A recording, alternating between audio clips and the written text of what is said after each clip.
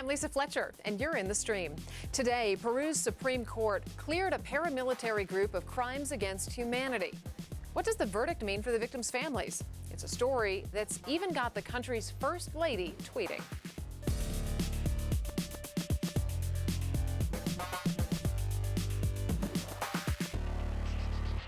Our digital producer, Malika Bilal, is here looking out for your live feedback.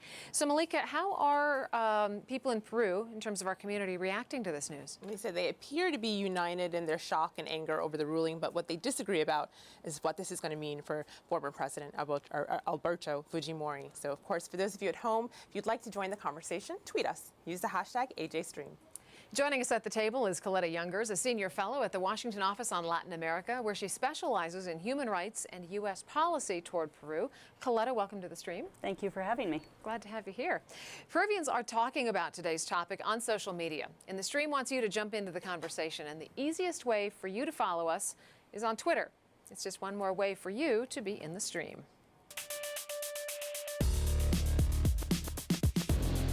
Hi, Stream family. I am sitting on the Orange Couch at the Orange Couch Cafe in New Orleans, and I'm also in the stream. More than 20 years. That's how long some Peruvian families have struggled to see justice done. And now, because of a controversial decision, their fight may be starting all over again. About a week ago, Peru's Supreme Criminal Court reduced the sentences of the paramilitary group known as Grupo Colina by clearing them of crimes against humanity. Now, in his ruling, Judge Javier Villestein reasoned that Grupo Colina's victims weren't citizens, but rather terrorists, basically saying they violated their victims' human rights, but they didn't commit crimes against humanity. Now, many Peruvians are outraged, and they say the organization was a death squad. The government has moved to appeal the decision, while human rights activists are looking to the Inter-American Court for relief. Now, because the case of imprisoned former President Alberto Fujimori is also linked to Grupo Colina, many Peruvians are concerned about the ruling's political implications. Here is Raida Condor, whose son was killed by Grupo Colina. Bueno, de los Colinas, que nosotros estamos indignados como familia, como víctima, que le rebajen la pena a estos asesinos que mataron a nuestros hijos, y no estamos de acuerdo que le rebajen esta pena. Y al darle esta pena de rebaja, supongo que le tocará a Fujimori también, que siempre lo han dicho, que Fujimori es inocente, Fujimori no hizo nada, que todo eso, ¿no? Y nosotros no vamos a permitir, siempre vamos a estar adelante, siempre, como estos 20 años que hemos cumplido, no nos hemos doblegado y vamos a seguir. This case is fairly complicated. It has a lot of twists. Joining us to unravel them and find out what all of this means for the families who continue to seek justice is Francisco Soberón. He is the director of APRODA, the Association for Human Rights in Peru. Francisco, welcome to the stream. Well, thank you. I'm very pleased to be with you this evening. So do us a favor, lay some basic groundwork for us. Who are Grupo Colina and what did they do? Well, Grupo Colina was a death squad organized in the structure of the armed forces by the intelligence service of the armed forces. They were organized at the end of 1991. Her first crime was Barrios Altos case, the case linked to the decision of the criminal chamber of the Supreme Court. But between 1991 and 1992, they committed several crimes, extrajudicial executions, disappearances, torture of almost more than 50 people. Some of them, a few ones, also in Barrios Altos case, were wounded. One of them, Tomás Livia, is now a quadriplegic person, and 3 others recovered from their wounds, but at least more than 50 people were killed in not only in these 3 cases under this resolution of the Supreme Court, but other cases like La Cantuta or the Caraqueño, or other cases in Lima, Santiago Gómez Palomino, where people who were disappeared. In these 3 cases of Barrios Altos, Santa, and Pedro Yauri, there were 25 people killed and disappeared.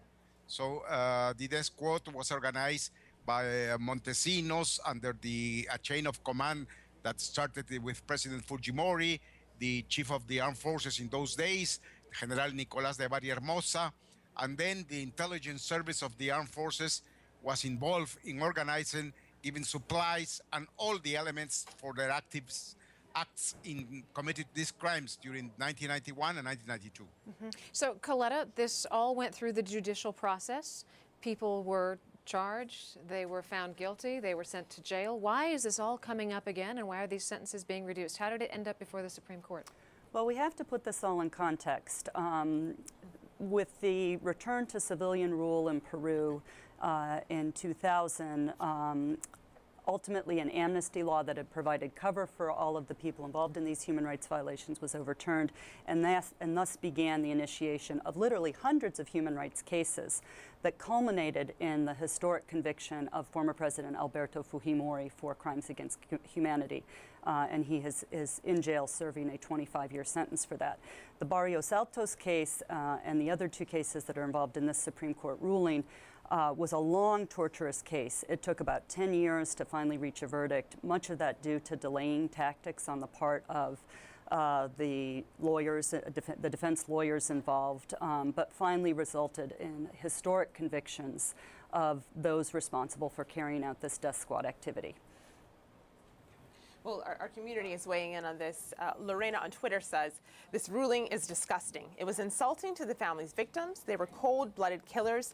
They didn't deserve any changes on their sentence. But that leads into a video comment and something that a few people are tweeting us about because they'd like to know more about what this could mean. Coletta, have a listen to this video comment. Hi, my name is Maximiliano and I'm from Chile.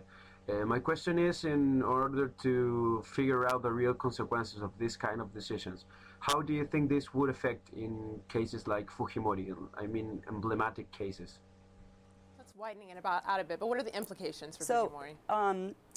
This, as I was started to say before, this is taking place in a context where since the Fujimori verdict, we have seen more and more individuals accused of human rights violations being acquitted, walking free. There's been a real rollback in terms of the progress that was made with these cases. So it's happening in a negative political context. The real consequences for this particular case are now being taken up at three different levels. The Peruvian government, the Justice Department, the Justice Ministry has challenged the ruling before the Constitutional Tribunal. The National Council of Magistrates is investigating the judges involved, and the human rights groups are asking the Inter-American Court of Human Rights to review this case in their August session, which is coming up very soon. I think all of this is based on the very clear evidence that this case lacks any sort of judicial merit. It contravenes rulings by Peru's Supreme Court, its Constitutional Tribunal, and by the Inter-American Court of Human Rights, which the Constitutional Tribunal has determined that that court's rulings have jurisdiction in Peru. My hope is that eventually these recourses will have an impact and this ruling will be overturned. And then the big question is, what impact does this have on the case of Alberto Fujimori? Now, his case all of the appeals have been exhausted. It is a closed case.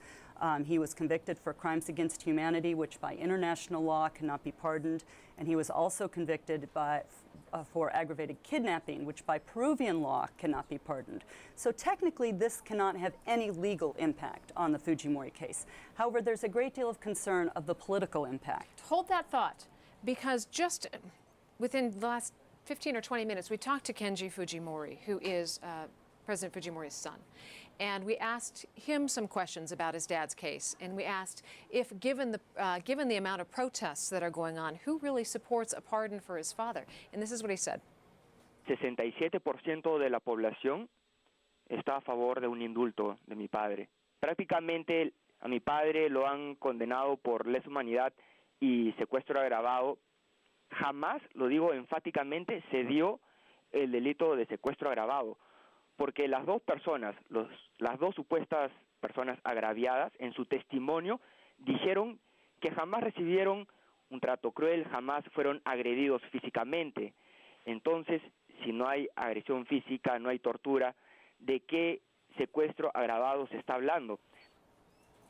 Kenji Fujimori seems to think that there is potential here for his father to get a pardon. first of all, I think it's important to point out that the Fujimori case was impeccable. It was a very serious, transparent process with full respect for the rule of law. And if you read the very long sentence, the issue of aggravated kidnapping is very well established judicially in that case. I don't think there's any question that Fujimori was responsible for these two cases of aggravated kidnapping. I think that the tremendous outrage that we've seen in Peru these past few days shows that no, there is not overwhelming support for President Fujimori to be pardoned. This could happen. There is no legal way for him to be pardoned in Peru, as I said. There is always a political possibility in a country like Peru with a relatively weak rule of law, and there have been concerns over the past year that at some point President Humala might feel the need to gain the support of the Fujimori bloc in Congress and would do that by undertaking such an initiative. He has responded very forcefully to this particular ruling, making it very clear that he is not in agreement with it. As we've said, the Justice Minister hasn't. So I think that there's been a real backlash against the ruling that shows that no, at this point in time, there would be a real huge cost for any action such as a pardon against Fujimori. Well, people, definitely took to the streets. There were protesters out after the decision. Here's some video that we got from the coordinator of the National Human Rights Project in Peru. Yo he perdido a mi hermana, una señorita llena de vida. Que el señor Villesán dice que no es caso de lesa humanidad, pero mi hijo ¿qué? Mi hijo tenía 8 años, que lo han asesinado de 7 balas en su cuerpo, más una en su frente. Por culpa del Grupo Colina perdimos a nuestro padre desde muy niñas. Lo secuestraron, lo asesinaron, el Grupo Colina. Francisco Sobron, those were victims, the families of victims of the Colina, Grupo Colina. Talk a little bit about what these people have gone through for 2 decades and what the reduction in this sentencing means to them. What are they facing now? Well, they are all of them, not only the 3 cases, but all victims of Death Squad Colina and these decisions of Fujimori and the chain of command of the armed forces involved in these crimes against humanity. They were, some of them already being investigated. In the case of the Montesinos, Hermosa Rios, we expected that the decision of the chamber in first stage, the decision that now has been changed by the Supreme Court, was a possibility of giving access to justice for all these victims. Unfortunately, this reduction of the penalty to all of them give opportunity, a possibility of also claiming for benefits, so to reduce really the years in prison. That is something that people do not accept, particularly all the victims. It's true that the crime is already confirmed and recognized by the Supreme Court decision. But what we could not accept is this reduction and these benefits that they should receive, and the release already of one colonel produced immediately this decision.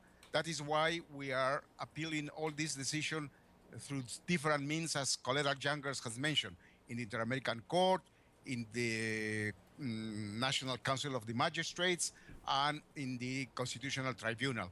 We hope that this, all these petitions we're introducing, some us, some the state, and we hope also that the Congress, because now there is several members of the Congress are elaborating a constitutional denounce in the Congress against the chamber of Villestain and all the other 4 members of the criminal chamber of the Supreme Court. Well, Francisco, that's interesting, and I think that it raises a question. Of course, you represent some of the victims. What our community wants to know is a portion of this ruling about the crimes against humanity and what that means. Kristen Han on Twitter says, I guess it comes down to the definition of crimes against humanity. How awful does it need to be to qualify? And one other tweet from Buico says, when does it represent a crime against humanity? He says it's at the exact point where you end an unwilling person's life without their sane and written consent. So let's take it down to the families that you represent.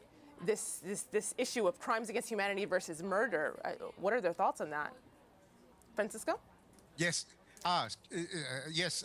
Well, the problem is that this chamber has decided that there are common crimes. Nevertheless, that already the Constitutional Tribunal, in 2 resolutions, had adopted the decision that these crimes of the death squad Colina are crimes against humanity. And previously also, the chamber, an ad hoc chamber that trials Fujimori himself, previously to this decision, has also adopted that we are on crimes against humanity. So that is this chamber, this special chamber of the criminal chamber of the Supreme Court has not continued with the judicial decisions previously established in the Peruvian system. That is why everyone is rejecting this decision of this chamber. And we mentioned that this decision really got the country tweeting, including its first lady, Nadine Herrera, who said, crimes of the Colina Group and their mentors should not be ignored or forgotten. This failed judgment stains the honor of our country. Now, those opposed to the judgment used the hashtag Vergüenza via Stein or Shame via Stein, with Cernati noting the following. He says, let's not forget that yesterday was a worthless day when a case eliminated the crimes against humanity of bloodthirsty murderers. But supporters of former President Fujimori, known as Fujimoristas, also took to Twitter. Congressman Carlo Turbino wrote, according to Supreme Court judgment, Colina crimes are not crimes against humanity, so Fujimori's sentence for being the intellectual author of those crimes is unfair. Coletta, does he have a point? No. And I would just like to remind people what the Colina squad was. This was a death squad. This was an extermination squad that was set up within the Peruvian Armed Forces Intelligence Unit with the specific task of eliminating suspected subversives. It was the secret part of the counterinsurgency strategy, and Fujimori was not convicted of being the intellectual author. He was convicted of what is called autora inmediata, which basically means he controlled the power structures that carried out these horrific atrocities. And what was Barrios Altos? Barrios Altos was what in Peru commonly happens on the weekends is that people sell chicken and beer out of their house to make some money. This was a pariada. People came in from the community, and now Villa Stein has said, well, you know what? Those people were really terrorists, including that 8-year-old boy who was killed, who came in from around this neighborhood to a widely publicized activity, and hence, because they were terrorists, we're not going to call this crimes against humanity. This is outrageous. This is outrageous to say, first, that the state can carry out these kinds of atrocities, that it's up to La Colina and the intelligence services to determine who's a terrorist and who isn't without any court of law. And even if they were terrorists, they should not be summarily executed. They should be taken to a court of law. This is a really extreme case that we are talking about here of crimes against humanity, and that's what has provoked the outrage of particularly the victims. And just one last point, one of the really important rulings determinations of the Fujimori verdict was that the judges ruled that there was no evidence that the people involved in Barrios Altos and La Cantuta, which was another horrific disappearance and massacre, were terrorists. And for the family members, this was a huge step forward, a huge vindication that they were not part of the problem of subversion in this country, that on the contrary, they were victims of a brutal counterinsurgency strategy. So this decision is basically turning that on its head and saying, well, you know what, they were terrorists, so it was okay to kill them. It's outrageous. In terms of the broader reaching legal implications, though, does this set back other cases that are pending or maybe other cases that have already been decided at all? Well, we've already established that there's clear juridical rulings, jurisprudence in Peru that should not allow this kind of case to happen. However, politically, as I said, there's been a real rollback and more judges. And don't forget that Fujimori was able to take control of the judiciary. A lot of the judges sympathetic to him and Montesinos are still there. The previous president, Alan Garcia, did nothing to try and reverse this trend. On the contrary, in some ways, may have encouraged it. And so since the Fujimori verdict, we've seen more and more people who probably should have been convicted walking free. And I think that's the real danger if this verdict goes unchallenged, that it gives a green light to other judges to say, you know what, it doesn't matter what the Supreme Court or the Constitutional Tribunal has ruled before. Francisco, in speaking of challenging, the government has already taken the first steps in Peru to challenge and overturn this decision. What do you anticipate is going to happen? Well, we expect that that decision will bring to the Constitutional Tribunal, when it reaches the case to their hands, a decision of nullifying the sentence. Also, our way, that is using the Inter-American system, will allow us to establish that Peru has not given the necessary measures for access to justice to victims. And all these ways of claiming against this decision will allow us to nullify the sentence and bring to another chamber to review this decision, and also that the magistrates involved in this decision should be punished because of their behavior against decisions previously established in this judicial system of Peru. Well, on that note, Peter Burgess on Twitter says, courts and rule of law is important, but too often it gets used to protect bad actors and costs too much money and time. But Coletta, there's another sentiment here that I'd like to bring up to you. The uncertainty in Peru speaks to the need for international standards of democratic processes separated from government. And actually, I will leave it there. I'd like your thoughts in the post-show because we're running out of time. But ponder that, and we'll get back to you. All right, so Francisco, stay where you are. Coletta, we're not letting you off the set because we are going to continue this conversation in just a couple of minutes. So for all of you watching, get ready to go to us at stream.aljazeera.com, but don't do it quite yet because Malika's got a few other leads we're following.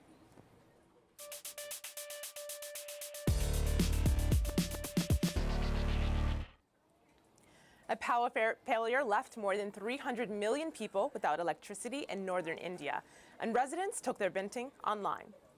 So, Delhi today experienced what the rest of India is facing almost every day: power cuts, erratic traffic, and no public transport, tweets SR. In response to the blackout, netizens swapped jokes using the hashtag benefits of power cuts. For a change, the government worries about getting power back rather than staying in power, tweets Bhagwan. Well, officials say power has been restored, but not before at least one company sought to take advantage of the blackout, promoting glow-in-the-dark T-shirts. For our next lead, we're following one reporter's account of her ill-timed Vogue magazine profile of Syrian First Lady Asma al-Assad. "Mrs. Assad duped me" is the title of Joan Juliet Buck's article. In it, Buck tells the story behind her glowing and heavily criticized interview with Mrs. Assad, a piece published just as Syrian protests were gathering steam. The reaction has been swift and furious, with some accusing Buck of trying to squirm out of her responsibility. Others blame Vogue. Fascinating and unnerving story by the Vogue author of Asma Assad profile. One takeaway: read Vogue only for fashion news, says Frida. Most of the ridicule surrounds Buck's statement on why she should have declined the interview. Syria, she writes, the name itself sounded sinister, like syringe or hiss. While using the hashtag countries by Vogue writers, netizens took aim at Buck. Tom SP tweets, Norway. The name itself sounded like what I should have told my editor. Well, share your thoughts with us on those stories. Use the hashtag AJStream. Lisa? That's a good one. It is a good one. All right, stay with us because the post show is next at stream.aljazeera.com. On our next show tomorrow, we're going to look at how developing countries are dealing with and treating depression. It is reported to be the world's most debilitating disease. So tweet us your thoughts and your questions on that. If you go to AJ Stream, you can also send us a video question, which we love to get and put on during our show. Until then, we'll see you online.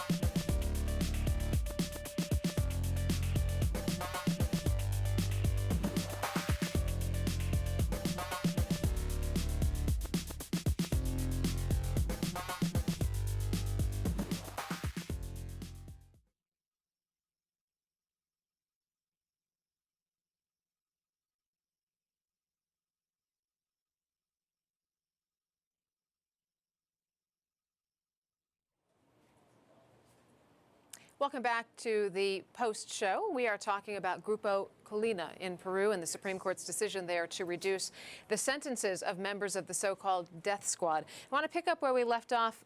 Malika, you had a really interesting thought for Coletta. Exactly. We ran out of time, but I'm glad we have the Post show to elaborate on this. There's a tweet that says the uncertainty in Peru speaks to the need for international standards of democratic processes separated from governments.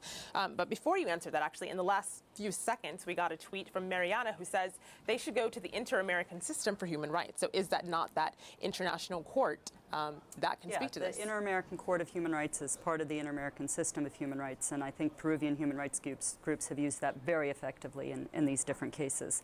You know, your question is a really interesting one because, of course, international courts have been a huge advancement within the international human rights law. They are necessary in cases where it is impossible for a human rights violator, or particularly former presidents or dictators, to be tried in their own country. But ideally, you want the rule of law to prevail at home. And what was particularly important about the Fujimori case is that he was the first democratically elected president to be extradited to his home country to be tried for human rights violations. So this was a precedent-setting case not only for Peru, not only for Latin America, but for the world. And it was an impeccable case for all of the problems that we've seen with the Peruvian judiciary. The initial Barrios Altos ruling, some of the other major human rights cases, and the Fujimori case, the judges did an amazing job of documenting very complex cases using national and international law to determine their rulings. And they proved that with the political will and the resources, that these cases can go forward in a country like Peru. So you feel like it was a righteous verdict? The Fujimori verdict? Yeah. It was impeccably from a juridical or a legal point of view, and it established justice, yes. Francisco, you know, 3 of the 5 justices that reduced these sentences last week are all sort of qualifying their position now, and they're kind of backing off things a little bit. Why do you suspect they're doing that, and what is the implication of that? Well, they make this clarification decision that do not have effect on the final resolution submitted on last Friday, because they say that they are clarifying the position on crimes against humanity, but not changing the resolution. I think this is an effort to give a different approach on the National Council of Magistrates that will be looking their case in the next 30 days. So that is why they are doing that clarification. But this shows that really there was not a majority in terms of the decision made by the resolution. So we hope that this will contribute to the establishment of sanctions to all the 5 magistrates. Well, Coletta, I'd like to shift gears here a little bit and raise a question that's posed by our community.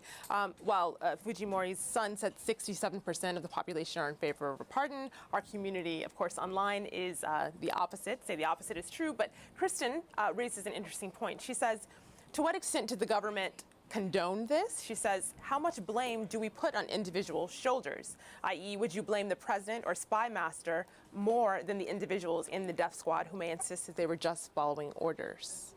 You know, there's another interesting case going on right now of a massacre that took place in the 1980s in a town in the Peruvian highlands called Acomarca.